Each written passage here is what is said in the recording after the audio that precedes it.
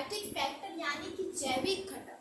तो इसके previous lecture में हमने ए बायोटिक फैक्टर यानी कि अजैविक घटक के बारे में डिटेल में डिस्कस कर लिया। तो चलिए let's talk about biotic factor in this lecture. Okay, तो फर्स्ट ऑफ ऑल देखिए जैविक घटक यानी कि बायोटिक फैक्टर में जो पहला फैक्टर होता है वो होता है उत्पादनकर्ता।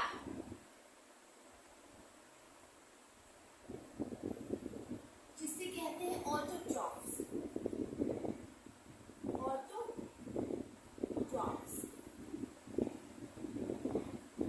ऑटोट्रॉफ्स किसे कहते हैं? वे जीव जो अपना भोजन स्वयं बनाते हैं प्रकाश संश्लेषण करके। उन सारे जीव को कहते हैं उत्पादनकर्ता यानी कि ऑटोट्रॉफ्स। कौन कौन प्रकाश संश्लेषण करते हैं? जैसे कि पेड़ पौधे को क्या करते हैं, प्रकाश सूर्य से ऊर्जा लेके प्रकाश संश्लेषण करते हैं और अपना भोजन स्वयं बनाते हैं। सिर्फ पेड़ पौधे ही नहीं, जो समुद्र और तालाब में जो प्लवक या शैवाल या छोटी छोटी घासें होती हैं वो सब भी ऑटोट्रॉफ्स में ही आएंगे, क्योंकि वो प्रकाश संश्लेषण करती है। प्रकाश संश्लेषण करती है, अपना भोजन वो भी स्वयं बनाती है। यानी कह सकते हैं कि जिनमें क्लोरोफिल पाया जाता है और जो अपना भोजन स्वयं बनाती है प्रकाश संश्लेषण करके, वो सारे जीव आते हैं ऑटोट्रॉफ्स में। वैसे कौन कौन सा हो सकते हैं? जैसे कि पेड़ पौधे, प्लवक, शैवाल, घास, ये सब ऑटोट्रॉफ्स में आएंगे। यानी कि प्रकाश संश्लेषण करके अपना भोजन स्वयं बनाते हैं। प्रकाश संश्लेषण ये कैसे करते हैं? प्रकाश संश्लेषण जैसे कि जो सूर्य के प्रकाश से ही कार्बन डाइऑक्साइड लेते हैं और जल के साथ अभिक्रिया करके सूर्य के प्रकाश की उपस्थिति में और क्लोरोफिल यानी कि जिस पौधों में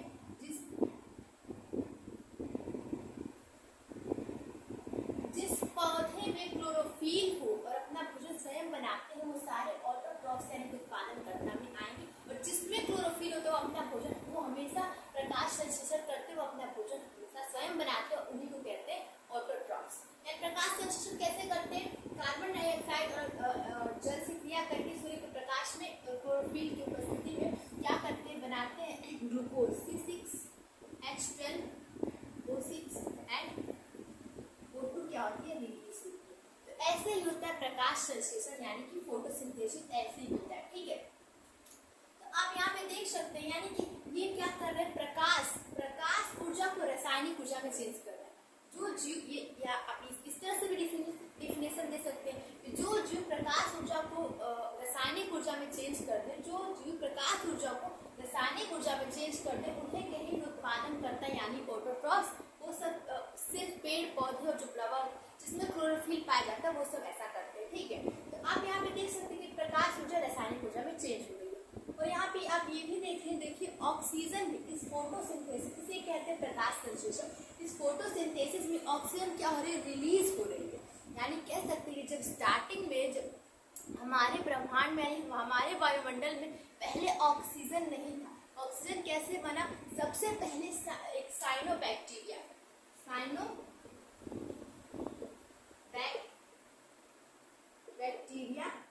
जिसे कहते हैं नीलहरित शैवाल, इसने सबसे पहले फोटोसिंथेसिस किया और ऑक्सीजन रिलीज किया।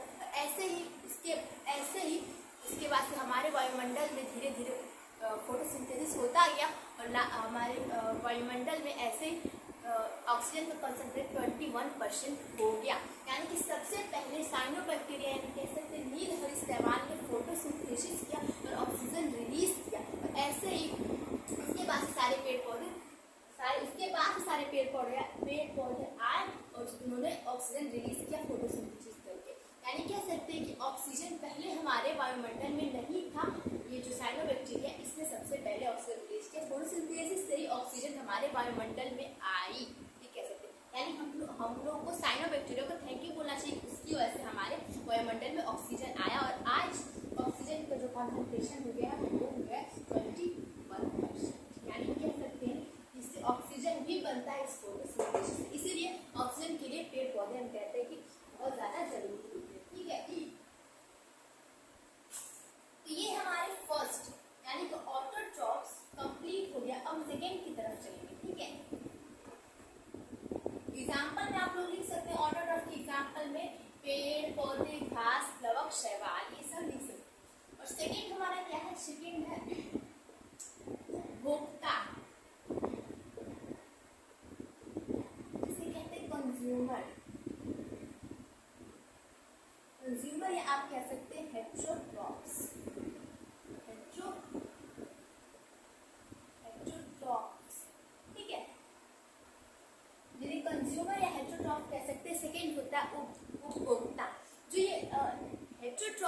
है वे अपना भोजन स्वयं नहीं बनाते, ये ऑटोट्रॉफ्स पे निर्भर होते हैं। उन्हें कहते हैं उपभोक्ता या कंज्यूमर या हेटेरोट्रॉफ्स कहते हैं। ये अपना भोजन स्वयं नहीं बनाते। यानी कि आप ये सोच रहे हो कि ठीक, इसमें हम पहले समझ लेते हैं। इस उपभोक्ता में कई आते हैं, कई प्रकार की जीव होती है। एक होते हैं शाकाहारी,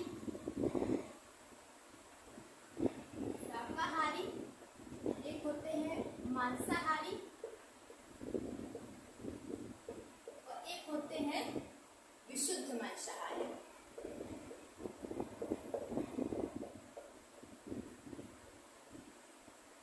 विशुद्ध मांसाहारी मतलब उससे केवल मांस खाते, और मांसाहारी मतलब वो क्या कहते हैं, मांस और वो मांस भी खाते और शाकाहारी पर भी डिपेंड होते हैं। वो शाकाहारी भी होते हैं, मांसाहारी भी। नहीं कहते हैं सर्वाहारी को कह सकते हैं, और एक होते हैं विशुद्ध मांसाहारी। ये उपभोक्ता में 3 टाइप के होते हैं।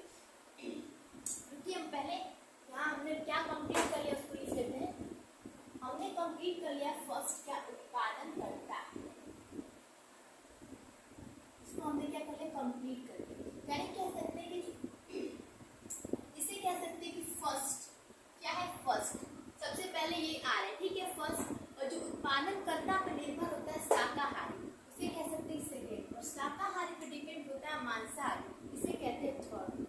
और मांसाहारी पे निर्भर रहता है क्या, विशुद्ध मांसाहारी, इसे कहते हैं फोर्थ। यानी ये कहते हैं ये फर्स्ट टॉपिक लेवल है, ये सेकेंड टॉपिक लेवल है, थर्ड टॉपिक लेवल और ये फोर्थ टॉपिक लेवल है। यानी कि पहला पोषण स्तर, दूसरा पोषण स्तर, तीसरा पोषण स्तर, चौथा पोषण स्तर कर सकते हैं।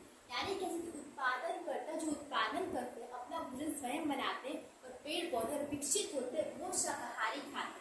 तो शाकाहारी को मांसाहारी खाते हैं और मांसाहारी इसको भी खाते हैं, ठीक है, ऑटोट्रॉफ्स को। और ये शुद्ध मांसाहारी मांसाहारी पे डिपेंड होता है। यानी कि अगर हम पोषण स्तर निकालें, कैसे इनका पोषण होता है, तो अगर उत्पादन करता और उपभोक्ता निकाले तो हमारा जो पोषण स्तर होगा ऐसे होगा। यानी इससे इसको मिल रहा है पोषण, ठीक है।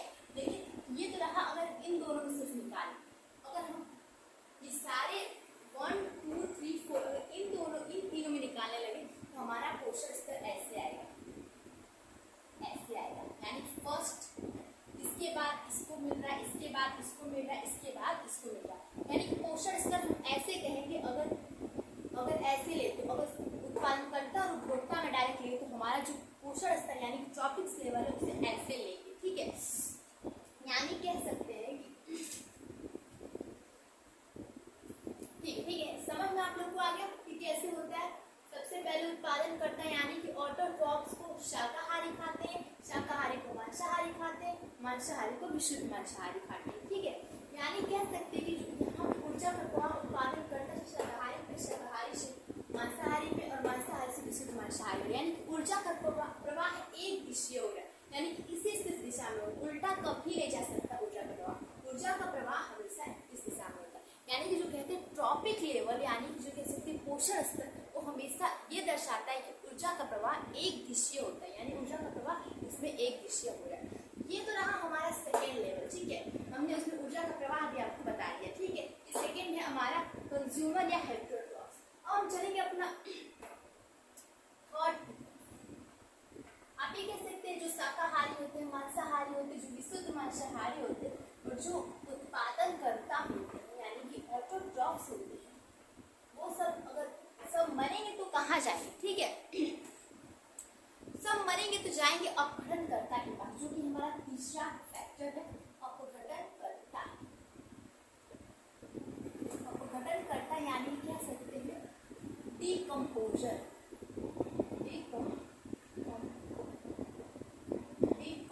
ठीक है। इसको समझने के पहले हम सबसे पहले समझते हैं कि जो हमारा शरीर होता है वो किससे बना होता है। जो हमारा शरीर होता है किससे किससे बना होता है, हमारा शरीर जो होता है वो बना होता है फर्स्ट कार्बन, वर्षा से बना होता है, फिर शर्करा से बना होता है, शर्करा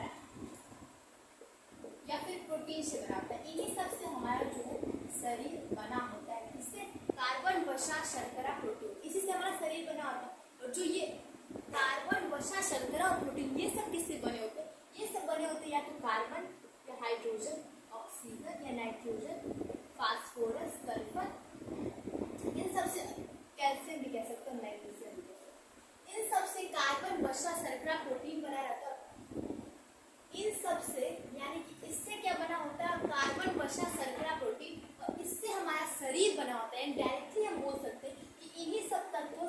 हमारा क्या शरीर बना होता है। इनको कहते हैं माइक्रोन्यूट्रिएंट, ठीक है। और एक होता है, सॉरी इसको कहते हैं मैक्रो, ठीक है। और एक होता है माइक्रोन्यूट्रिएंट, ठीक है।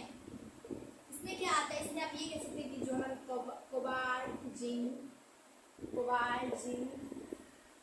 निकिल, इन सब से बनाते हैं कि हमारा शरीर इससे बना होता है और हमारा शरीर इससे बना होता है, पर इसकी मात्रा हमारे शरीर में ज्यादा होती है, इसकी मात्रा कम होती है, इससे इसको माइक्रोन्यूट्रिएंट कहते हैं और इसको मैक्रोन्यूट्रिएंट कहते हैं, ठीक है। तो हमारा शरीर और ये सब कहाँ, ये सब जलमंडल, वायुमंडल और स्थल मंडल में पाए जाते हैं और फिर ये उत्पादनकर्ता के पास पहुंचते हैं और उत्पादनकर्ता के पास, उपभोक्ता के पास पहुंचते हैं और हमारे शरीर में ये सब तत्व आ जाते हैं, ठीक है। यानी डायरेक्टली हम बोल सकते हैं कि इन्हीं सब तत्वों से जो हमारा शरीर बना होता है।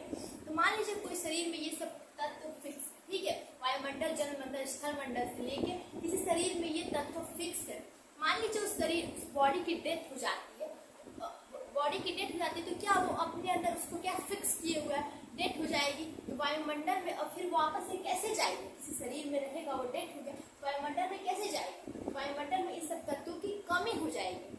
इसीलिए अपघटनकर्ता को कहा गया, तुम सुनो, तुम्हें एक काम दिया जा रहा है, इसलिए कहा गया अपघटनकर्ता को, सुनो, तुम्हें एक काम दिया जा रहा है कि तुम्हें कोई भी बॉडी मिले या कोई भी कॉम्प्लेक्स मटेरियल मिले, उसको तुम उसके एलिमेंटल फॉर्म में उसको तोड़ के उसको स्थल मंडल, जल मंडल और वायुमंडल में पुनः भेज दोगे, जिससे जब कोई अगली पीढ़ी आएगी तो उसको ग्रोथ करना होगा, उसको ये सब की जरूरत पड़ेगी, तो वो वायुमंडल में उसकी कमी न हो। इसीलिए जो भी कॉम्प्लेक्स मटेरियल होता है, यानी कि जो भी कॉम्प्लेक्स मटेरियल होता है, कोई डेड बॉडी होती है, उसको अपहरणकर्ता से कहा जाता है कि जाओ उसको अपहरित कर दो, उसको उसके उसकी एलिमेंटल फॉर्म में तोड़ दो और उसको वायुमंडल, जलमंडल और स्थल मंडल में पहुंचा दो। तो जो अपहरणकर्ता यही करते हैं, ठीक है। उनको कोई भी ऐसा कॉम्प्लेक्स मटेरियल मिलता है या फिर कोई डेड बॉडी मिलती है, तो उसको वो क्या करते हैं, उसके एलिमेंटल फॉर्म में बदल देते हैं, फिर जलमंडल, स्थल मंडल और वायुमंडल पहुंचा देते हैं और फिर से वहां से उत्पादनकर्ता लेते हैं और उत्पादनकर्ता से हम लोग लेते हैं। तो ऐसे ही जो चक्र चलता रहता है, यानी कि अगर अपहरणकर्ता नहीं होते तो किसी डेड बॉडी या इसमें फिक्स हो जाता है, फिर ये जो तत्व फिर जलमंडल, वायुमंडल, स्थल मंडल पहुंच नहीं पाता, जो अगली पीढ़ी रहती उनको अच्छे से उनको ग्रोथ करने के लिए इन तत्वों की कमी पड़ जाती है। यानी कह सकते हैं जो अपहरणकर्ता होता है वो द्रव्य के प्रवाह में बहुत मेन रोल अदा करता है, यानी ये भी बहुत जरूरी है, ठीक है। इन्हीं के पास जाते हैं ये सब तत्व। यानी आप अपहरणकर्ता का काम समझिए, अपहरणकर्ता का काम क्या होता है। एक अपहरणकर्ता की तरफ ही एक होते हैं डेट्रीटस, क्या होते हैं डेट्रीटस, इन्हीं के टाइप के वो भी होते हैं, बस उनके कार्य करने का तरीका थोड़ा सा अलग होता है। अच्छा, अपहरणकर्ता में आप एग्जाम्पल के रूप में लिख सकते हैं बैक्टीरिया, जीवाणु, ये सब जो होते हैं वो क्या होते हैं, यानी कवक, ये सब क्या है, अपहरण करता है, ठीक है। और एक आता है डेट्रीटस जो कि अपहरणकर्ता की तरह होता है, ठीक है। ये हमारा, ये मत समझिए कि फोर्थ फैक्टर है, नहीं, डेट्रीटस अपहरणकर्ता की तरह होता है, उसको हम सोच रहे हैं समझाना, ठीक है। डेट्रीटस किसे कहते हैं, डेट्रीटस उसे कहते हैं जो वो ये भी अपहरणकर्ता की तरह ही होते हैं, बस इनके कार्य करने का जो थोड़ा तरीका होता है, जो ढंग होता है, थोड़ा अलग होता है। ये क्या करते हैं, इनको अगर कोई कॉम्प्लेक्स मटेरियल मिलता है तो उनको वो खा लेते हैं, और खा के क्या होता है कि पचा लेते हैं, और इनके मल में वो जो कॉम्प्लेक्स मटेरियल रहता है वो अपने आप एलिमेंटल फॉर्म में टूटा हुआ रहता है। यानी कि ये डेट्रीटस क्या करते हैं, कोई कॉम्प्लेक्स मटेरियल मिलता है उसको खा के, पचा के, और उसको अपने मल में एलिमेंटल फॉर्म में उस जो रहता है कॉम्प्लेक्स मटेरियल उसको तोड़ चुके होते हैं। उनके काम करने का तरीका ऐसा होता है। तो ऐसा कौन होता है, ऐसा एक आप देख सकते हैं जो केचुआ होता है वो यही काम करता है, उसको डेट्रीटस कह सकते हैं। इसीलिए केचुआ किसानों का मित्र कहते हैं, क्योंकि वो मिट्टी में कोई भी कॉम्प्लेक्स मटेरियल रहता है उसको खा के, उसको बचा के, उसको मल में, उनके मल में क्या, जब वो मल करते हैं तो उनके मल में एलिमेंटल फॉर्म में टूटा हुआ होता है, ठीक है। तो इसीलिए डेट्रिटस को क्या कहते हैं? किसानों का मित्र कहते हैं। जैसे कि एग्जाम्पल के तौर पे आप कह सकते हैं केचुआ, ठीक है, इसीलिए केचुआ को क्या कहते हैं? किसानों का मित्र कहते हैं, ठीक है। चलिए पर रिवाइज करने के लिए हम सबका एग्जाम्पल एक लिख लेते हैं। जो फर्स्ट था हमारा क्या था? उत्पादन करता, दैट्स मीन ऑटोट्रॉफ।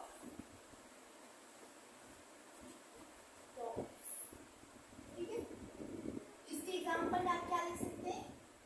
पेड़, पौधे, घास, पादप प्लवक एंड शैवाल, ठीक है। एंड जो अपना भोजन प्रकाश संश्लेषण करते हैं। एंड सेकेंड उपभोक्ता, दैट्स मीन हेटेरोट्रॉप्स।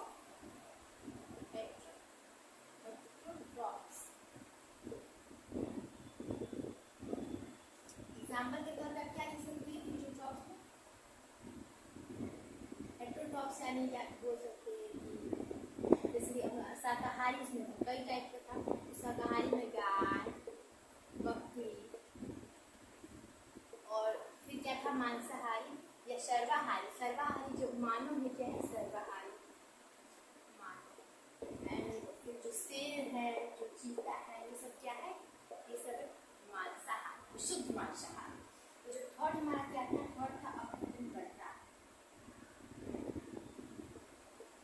इसे क्या कहते हैं? अपघटनकर्ता को क्या कहते हैं? डिकम्पोजर, डिकम्पोजर, ठीक है। इसमें क्या आप कह सकते हैं? जैसे कि बैक्टीरिया,